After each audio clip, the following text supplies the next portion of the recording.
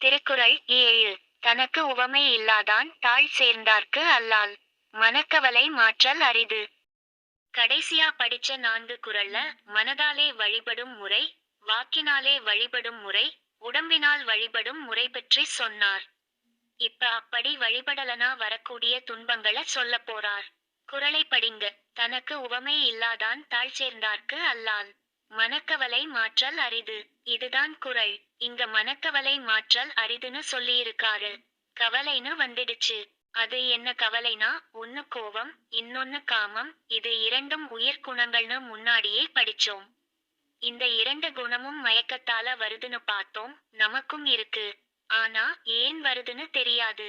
இதுக்கு முன்னாடி படிச்ச குறள்கள்ல இறைவனோட திருவடி அடைஞ்சவங்களுக்கு பிறவி இல்லன்னு பார்த்தோம். அப்படி பிறவி இல்லாம போகணுமா, அதுக்கு நல்வினை தீவினை இல்லாம போகணும். நல்வினை தீவினைக்கு காரணம் மனசுல தோணக்கூடிய எண்ணங்கள் தான். அந்த எண்ணங்களோட வெளிப்பாடுதான் குணங்கள். அதுல இருந்து வர்றதுதான் இந்த காமம், கோபம், மயக்கம் எல்லாம். ஆகவே இது இருக்கிற வரைக்கும் நல்வினை தீவினை செய்வீங்க. அது அடுத்த பிறவிக்கு கொண்டு போகும். இப்படியே பிறந்து இறந்து துன்பங்கள அனுபவிப்பாய்னு சொல்றார். உரை. தனக்கு உவமை இல்லாதான் தாழ் சேர்ந்தார்க்கு அல்லால் ஒருவாற்றானும் தனக்கு நிகர் இல்லாதவனது தாளைச் சேர்ந்தார்க்கு அல்லது மனக்கவலை மாற்றல் அரிது. மனத்தின்கண் நிகழும் துன்பங்களை நீக்குதல் உண்டாகாது.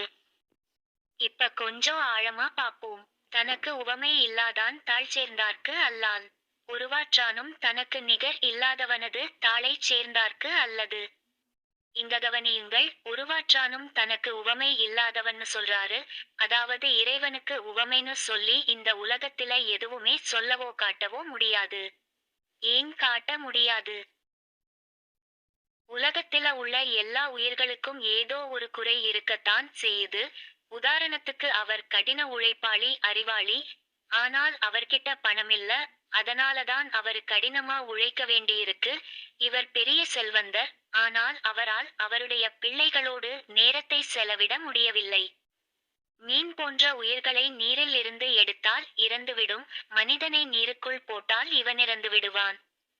இப்படி யாரை எடுத்துக்கொண்டாலும் சரி, எந்த உயிர்களை எடுத்துக்கொண்டாலும் சரி, அவர்களை இறைவனுக்கு நிகராக காட்ட முடியாது. இதனை இந்த குறளில் கொண்டு வந்து வைக்கிறார் திருவள்ளுவர். தனக்கு உவமை இல்லாதான் தாழ் சேர்ந்தார்க்கு அல்லால் ஒருவாற்றானும் தனக்கு நிகர் இல்லாதவனது தாளைச் சேர்ந்தார்க்கு அல்லது.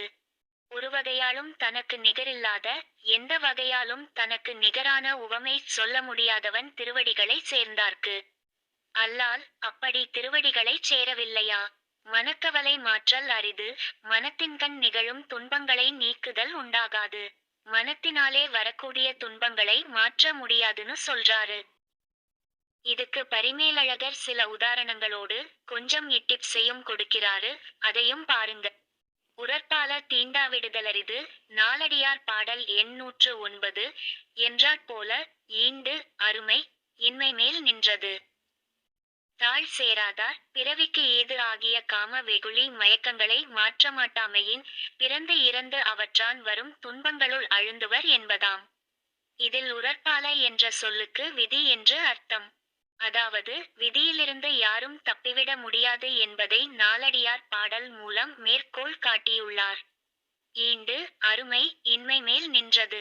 இதற்கு விளக்கம் குறள்ல மனக்கவலை மாற்றல் அரிதுன்னு வந்திருக்கு. இதுல அரிது அப்படிங்கிற சொல்லுக்கு செய்வது ரொம்ப கஷ்டமான வேலைன்னு சொல்லலாம். ஒருவேளை அப்படி கஷ்டமான வேலையை செய்திட்டா விதியிலிருந்து தப்பலாமானா முடியாது. அதைத்தான் அரிது அப்படிங்கிற சொல் இன்மை என்ற சொல்லின் மேல் நின்றது. அப்படி விதியிலிருந்து தப்ப முடியாது, அதத்தான் இன்மைன்னு சொல்றார். தாழ் சேராதார் பிறவிக்கு ஏது ஆகிய காம வெகுளி மயக்கங்களை மாற்றமாட்டாமையின் பிறந்து இறந்து அவற்றான் வரும் துன்பங்களுள் அழுந்துவர் என்பதாம். அப்படி இறைவன் திருவடியை சேரவில்லையா? உனக்கு காம வெகுளி அப்படிங்கிற குணங்களை மாற்ற முடியாம அந்த மயக்கத்திலே மீண்டும் மீண்டும் பிறவி எடுத்து பிறப்பினால் வரும் துன்பத்திலேயே கிடக்க வேண்டியதுதான்னு சொல்றாரு. குறளின் எளிமையான விளக்கம். உவமை சொல்ல முடியாத தூய வெளியாய் விளங்கும் இறைவனின் திருவடியை சேராதார் கவலை தரும் மனத்தின் எல்லையை கடக்க முடியாது.